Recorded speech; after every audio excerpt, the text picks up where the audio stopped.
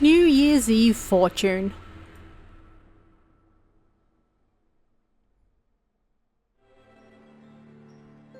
It was shortly after lunch on New Year's Eve. Cleaning was done, and I'd also received my end-of-year pocket money. So I was under the heated table watching TV when I got a call from Mai. "Hey, Asuka. I know this is a little sudden, but let's go get our fortunes told." "What type of fortune do you mean?" "So there's this alley near the crepe shop by the south entrance of the station, and apparently there's this old lady who's only there on New Year's Eve, and her predictions always come true," Mai said seriously. "Last New Year's Eve, one of my older sister's friends saw her, and what she predicted really came true. That's why I want to see her too. Do you want to come as well?" "But it's cold today. I wanted to see the new year in at home." "If you want your fortune told for the new year, then you should just visit a shrine and get one there." "I want to know what type of year next year is going to be like right away. Plus, they say she always gets things right, so..." Mai said, as though she had thought this over carefully. I was worried about her. This last year, Mai had a terrible string of bad luck. For New Year's, her family went on a ski trip, and there she cut a ligament in her leg and had to stay in the hospital for a while.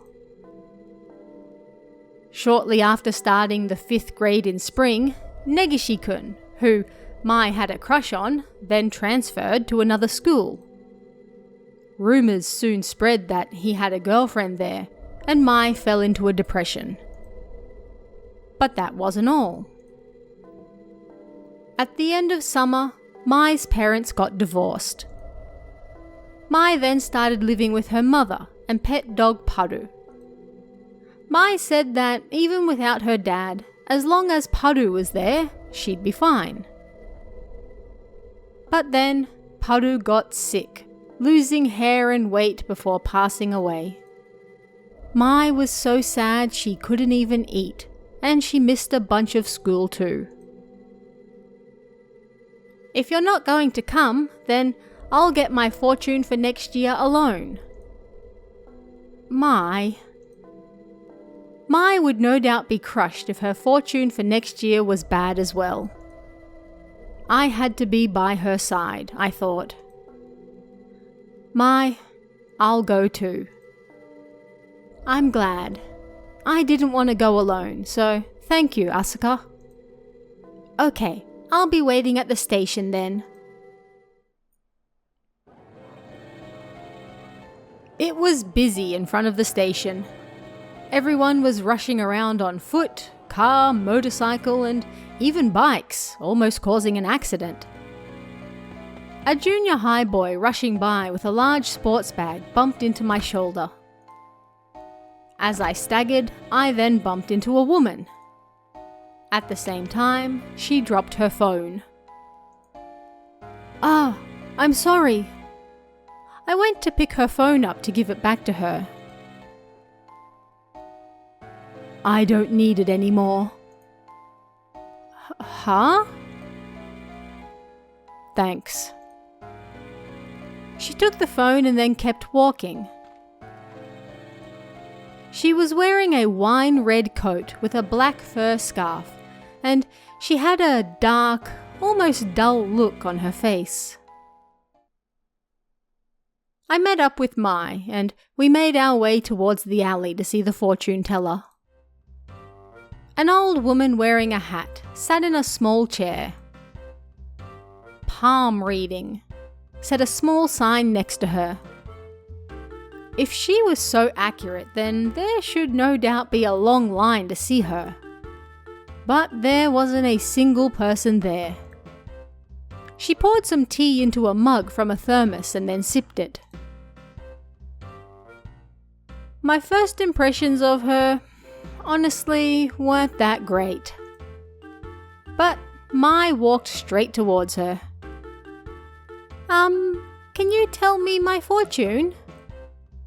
"Come, come."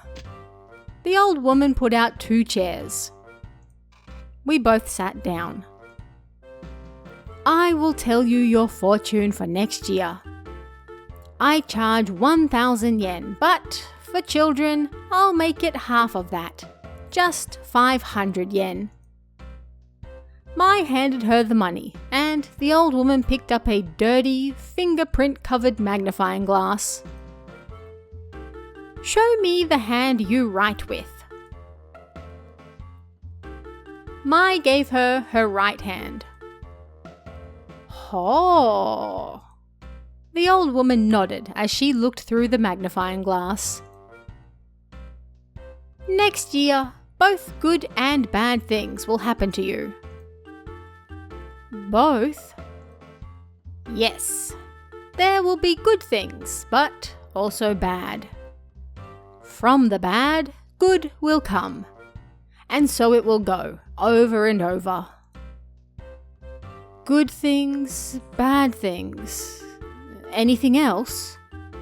Mai asked, and the old woman said, "That is all." 500 yen just for that was pretty expensive, I thought. "Okay, you next." I'm okay, thank you." "Eh?" Both Mai and the old woman looked shocked. "You don't want your fortune told?" I was in a hurry when I left, and I forgot my wallet."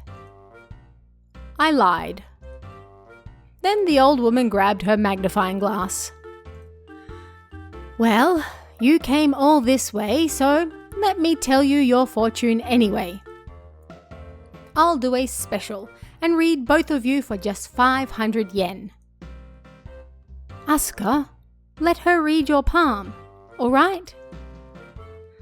"Okay." "Show me the hand you write with." I was left-handed, so I showed her my left palm. "Oh." The woman looked at my palm and then fell silent. Did you perhaps see something that's difficult to say?" I asked, and the old woman put the magnifying glass down and looked at me. "There is nothing for you next year," she muttered. "Eh? Nothing for me?" "Not a thing." Is that all?" "Yes." The old woman nodded. "There was nothing for me next year." "Nothing at all. However, if you act honestly, it will no doubt be a good year for you," she added. If I acted honestly, it would be a good year. It felt like she just tacked that part on. "Thank you very much. Mai, let's go." I started walking away. Mai then followed. "Goodbye," the old woman said behind us. Mai and I walked through the busy area in front of the station. "Both good and bad things will happen. Over and over, huh?" Mai muttered, and then I replied, "It's better than what she told me." "Eh?" "If nothing is happening for me next year, that doesn't just mean bad things, but good things as well. That's pretty boring. Your year sounds better than mine." "I wonder." Anyway, enough about fortunes. Do you want to grab a crepe or something? The nearby crepe store was so popular that the line had spilt onto the footpath. You paid for the palm reading, so let me pay for the crepes. Wait. Did you forget your wallet? Actually, I did bring it with me. I joined the line for the crepe shop. Mai, which one do you want? I think I'll get the white chocolate crepe. And you? I turned to look at her, and Mai was desperately searching for something in her bag and pockets. Mai, what's wrong? Whoa! Looks like I dropped my phone strap. Oh, that sucks. Oh no, let's look for it together, I said, but Mai shook her head like she'd already given up. It's fine. It was pretty old anyway, and I wanted to buy a new one. Although I did like it a lot, so I'm still a little shocked. Looks like the fortune is coming true already, Mai said with a laugh, but when I heard that, my heart jumped. Because it was now bothering me that I had fooled the old fortune teller. If you act honestly, it will no doubt be a good year for you. Remembering what she said, I resolved myself and turned to Mai. Hey, Mai, I'd like to see the fortune teller again. Eh? You just said you lost your phone strap, so the fortune teller was right, yeah? It made me think. She told me that good things would happen if I acted honestly, but I lied when she told me my fortune. I feel bad, I said, and Mai smiled. I think that would be best too. Let's go back and apologize together. Thanks, Mai. Don't worry about it. I thought losing my phone strap was bad, but because that made you tell the truth, which is something good, I'm happy. You could say that's something good that happened to me too. Mai's kindness almost made me want to cry.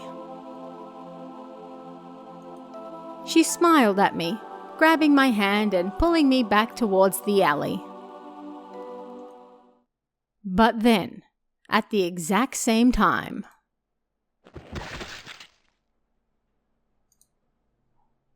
there was a loud noise right behind us. I turned, and my breath caught in my throat. A woman with a wine-red coat was lying on the ground. Her black fur scarf had fallen off. It was the woman I'd bumped into at the crossing. Blood coated the footpath. I screamed and closed my eyes. She jumped out onto the road! Someone call an ambulance! Voices nearby screamed. A chill ran down my spine. I had been standing on the very same spot that woman was now lying on, just a few seconds ago. If Mai didn't grab my hand, that could have been me, dead on the ground and surrounded by people. There is nothing for you next year. Realizing what the fortune teller meant, I was shocked. If I wasn't honest, then, just like the fortune teller said, there would be nothing for me next year. Because I would be dead. For a moment, I could have sworn I heard the old woman's voice right next to me, and I looked around. But as the ambulance sirens approached and people crowded around, I couldn't see her anywhere.